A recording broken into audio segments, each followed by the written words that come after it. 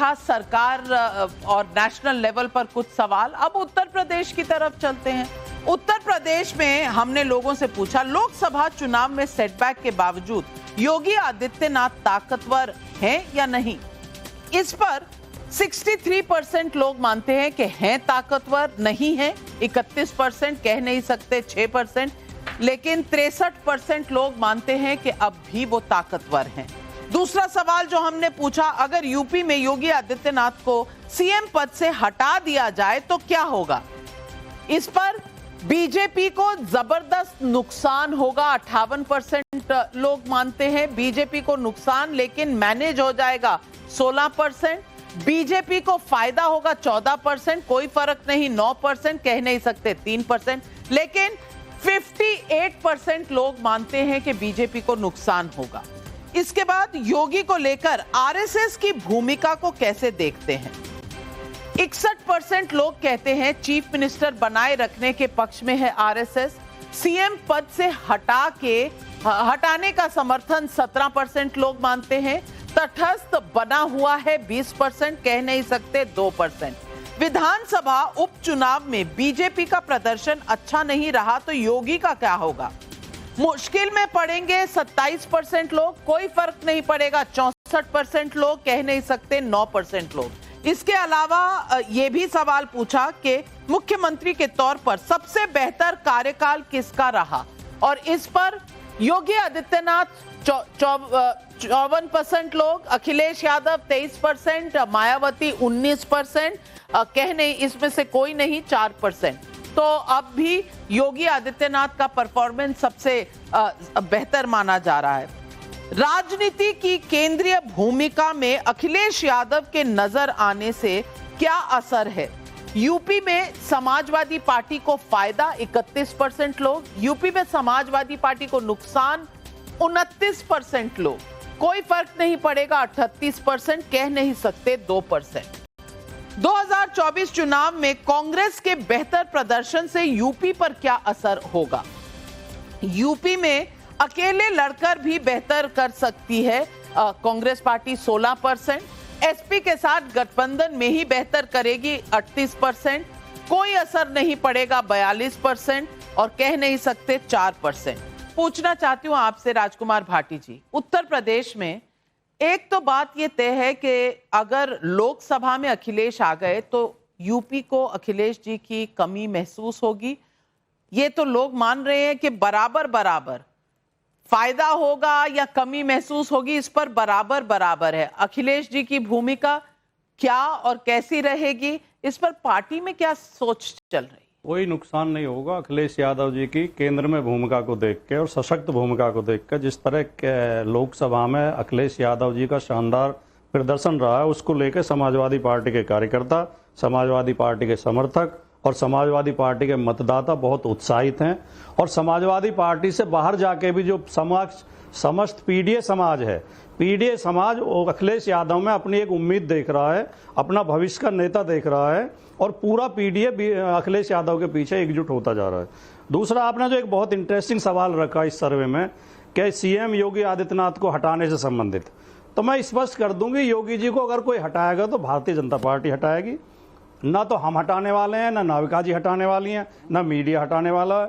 इसलिए ये सवाल भारतीय जनता पार्टी, यानी कि चुनाव में आप उन्हें हरा नहीं सकते और आप उन्हें हटा नहीं सकते। परिवार में क्योंकि क्या आप ये कहना चाह रहे हैं कि आप चुनाव में हरा ही नहीं सकते। नहीं, मैं कह रहा हूं इस कार्यकाल में। हर्षवर्धन त्रिपाठी जी, मैं इंग्लिश चैनल से आई हूं, मेरी हिंदी गलत है, मेरी हिंदी गलत है या भाटी जी कुछ गलत कह गए। नाविका जी कृपया नहीं, आप ऐसे घुमाइए मत। ये तो आपके शब्द इस कार्यकाल में मैंने क्या घुमाया तो आपने 100%। घुमाया तो आपने, लेकिन मैं एक वाक्य मेरा और सुन लें आप।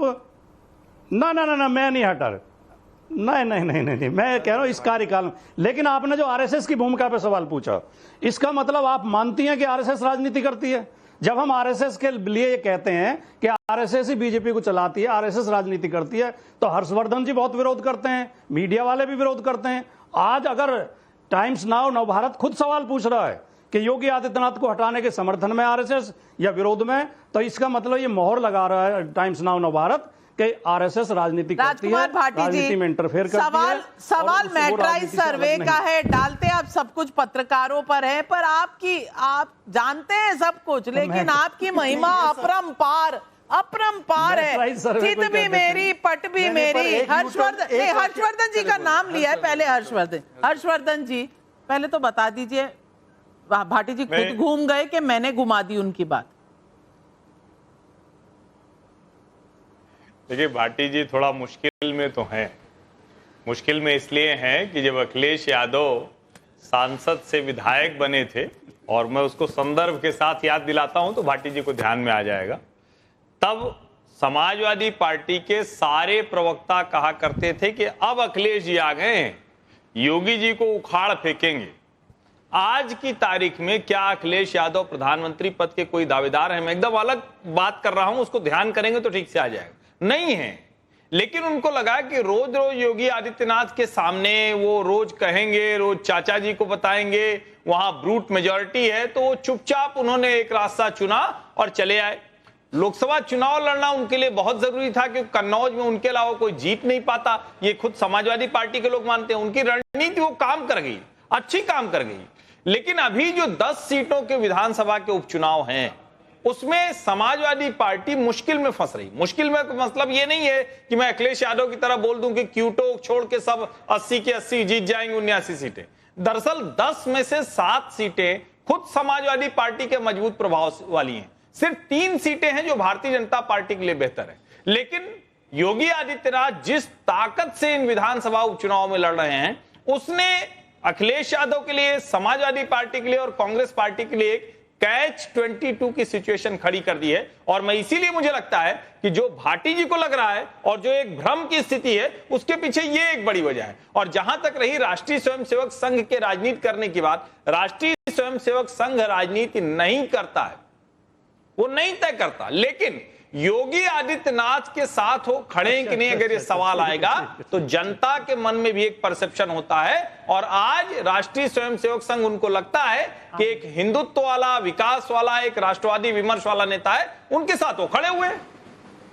बिल्कुल। और बस आखिरी 2 सवाल स्क्रीन पर ले रही हूं। लोकसभा में बीजेपी की सीटें लगभग आधी रह गई, इसका कारण राम मंदिर से, मैं यूपी के एक संदर्भ में बोल रही हूं, राम मंदिर से काउंटर पोलराइजेशन हुआ, 17% लोग मानते हैं। जातिवादी समीकरण उल्टा पड़ा, 22%। खराब टिकट बंटवारा, 26%।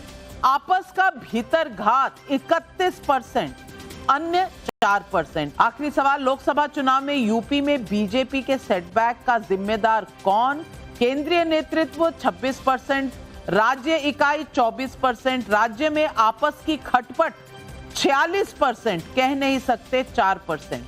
शहजाद पूनावाला, देखिए, इन दोनों सवालों पर सीधे सीधे ये स्वीकारना ही होगा कि हमारी कई कमियां रही, एक नहीं, क्योंकि मैं अधिकृत प्रवक्ता हूं तो उन कमियों को मैं यहां पर तो डिस्कस नहीं करूंगा, वो हमारी पार्टी की एक इंस्टीट्यूशनल प्रक्रिया है। पर कमियां रही इसीलिए तो जो सीटें हमने पहले 2 चुनाव में 14 और 19 में पाए, वो नहीं पाए।